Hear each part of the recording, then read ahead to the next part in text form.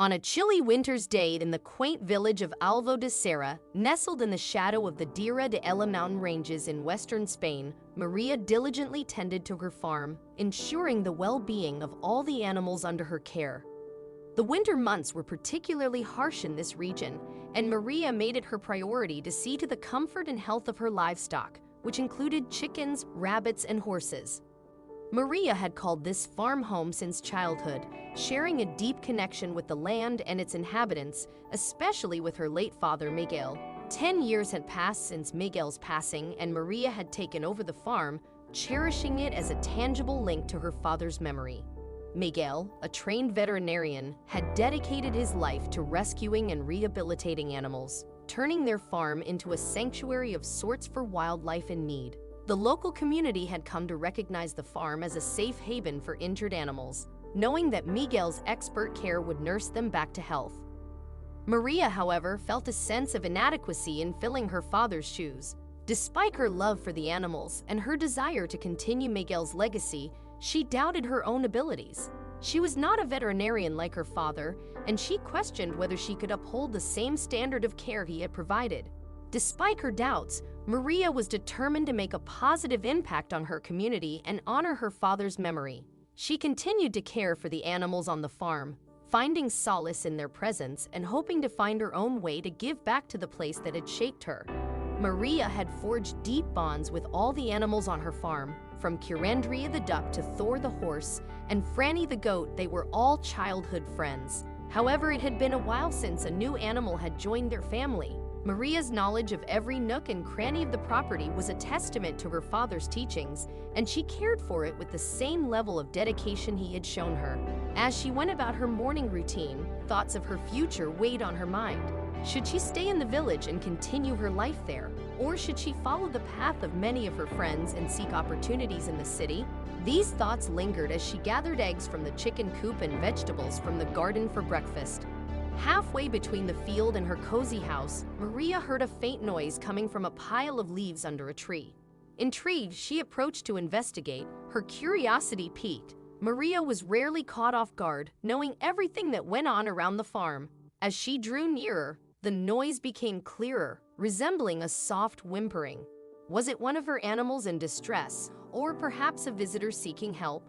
Maria tried to get the animal's attention by whistling and clicking her tongue, hoping to offer assistance if needed. As Maria approached the rustling leaves, she did so cautiously, mindful of her father's teachings about the potential danger of disturbing wild animals. Peering over the pile, she was surprised to see a small black paw emerge from underneath the leaves. This was unlike any animal she knew on the farm. Suddenly, a beautiful black cat with luminous green eyes emerged from the foliage, its gaze fixed on Maria. The cat scrutinized her, assessing if she could be trusted. Just then, a flash of lightning illuminated the sky, followed by a downpour of rain and strong gusts of wind. While the tree provided some shelter from the rain, puddles were beginning to form around the pile. The cat seemed anxious, as if guarding something, but when its gaze met Maria's, she sensed that it was asking for help. Understanding the cat's plea, Maria sprang into action, darting back to the house to fetch a blanket. Upon her return, the cat had momentarily vanished, but as she approached the leaves again, its head popped up once more. By now, the cat's fur was becoming damp from the rain, giving it a scruffy appearance. Maria knew she needed to act quickly to help the cat and whatever it was protecting. Maria approached the cat slowly, wrapping her up in the blanket along with the leaves she had been sitting on. Despite the caution in its eyes, the cat seemed to accept Maria's help. As Maria carried the cat back to the house, she noticed that it was heavier than expected, attributing it to possibly picking up some rocks along with the leaves. She jogged carefully, mindful of the slippery, muddy grass. Once inside, Maria gently laid the cat on the floor and unwrapped the blanket. To her surprise, she discovered that the cat was pregnant, which explained her distress. Maria, having experience with animals giving birth, knew that the cat likely didn't need much assistance, but she stayed nearby just in case. After an hour passed, it was clear that the cat was managing well on her own. Maria decided to tend to her other chores and grab a bite to eat. When she returned a few hours later, she found 4 tiny kittens moving around and snuggling up to their mother, who was making them feel safe in their new surroundings. As Maria knelt down to get a closer look, the cat looked at her hand, a silent acknowledgement of gratitude for her help. It had indeed been a big day for everyone, but thanks to Maria's kindness, the cat and her newborn kittens were safe and sound.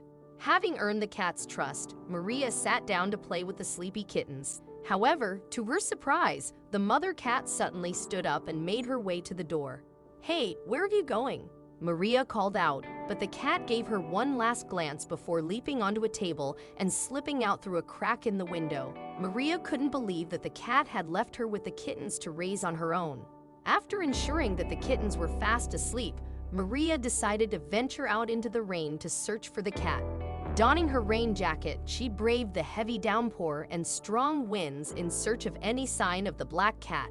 However, her next discovery would astonish her even more than the cat's sudden departure. Despite whistling and calling out, there was no response from the cat.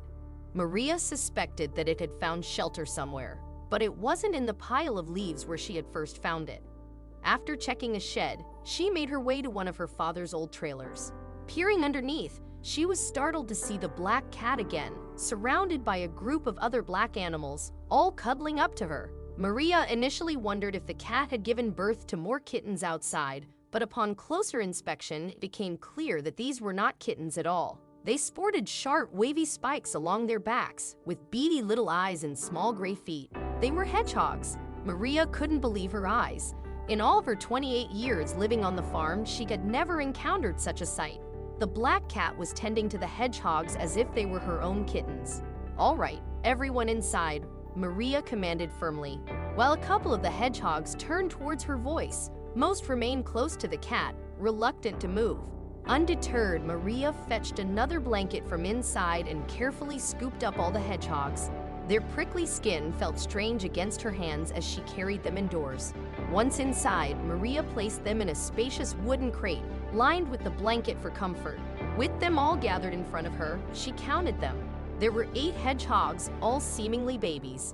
In one extraordinary day, this little cat had become a mother to 12 kids, profoundly impacting Maria's life. Maria felt a newfound sense of commitment to the farm, recognizing that she could carry on her father's legacy. Maria named the cat Coco, and together with her 4 kittens and the 8 hedgehogs, they formed a unique little family. Maria never discovered exactly where Coco had come from, but she knew that the caring cat had arrived at the right place at the right time. Much like her father Miguel, Coco took care of animals in need, and her presence was the exact persuasion Maria needed to decide to stay.